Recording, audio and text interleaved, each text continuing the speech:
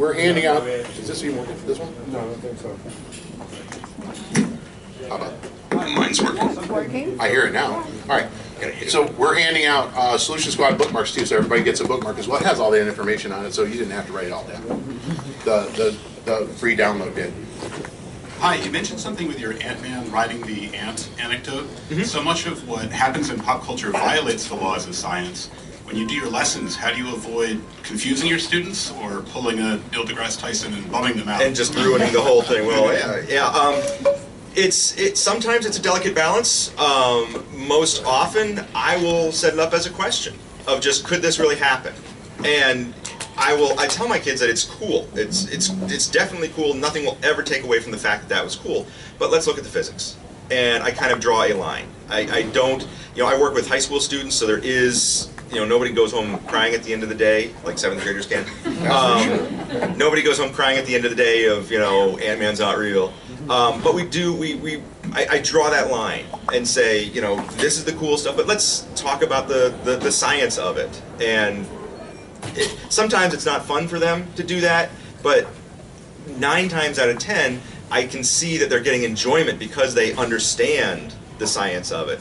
They're not just being, not to name check him again because I know I don't think he's here right now, but he's not like, you're not being Neil deGrasse Tyson on a cranky day where you just say nothing's real, it's all fake.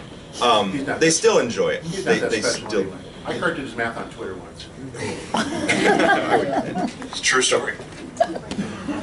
Hi, I teach at Baltimore School for the Arts, so I basically teach artist physics, which is a lot of fun. But one thing I wanted to mention about the copyright, I did a workshop last year where we took a week,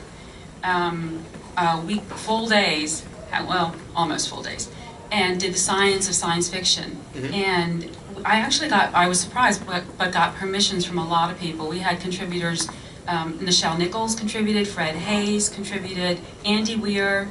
So if you do approach the people, especially NASA. Sure. There's a lot of resources, and there's actually one. Jerry Woodfield's a former engineer, did an educator's guide using old comic books, which is really good. Right.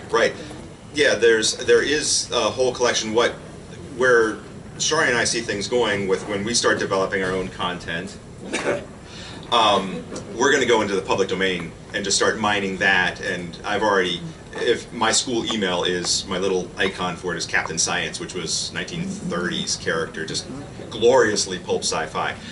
Yeah, you can check with various outlets. Andy Weir, of course, he's a super geek at heart. He wrote The Martian, just in case we're throwing names around.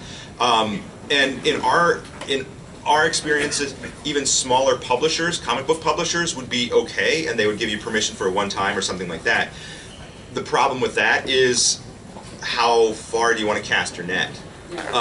For something like a week at a school or something like that, it's good to, you can tie it right in. But for something like writing an article on the site, I can see the website and our classroom stuff is a little bit split. Where classroom, I'm working on those kids right there, and I can bend some rules and get them interested in something. But on website, for instance, the Ant-Man article in Civil War, I think that ended up getting 25,000 views, which was pretty awesome for a pretty hardcore science article. And it got mentions on all these pop culture sites. I wrote an article about value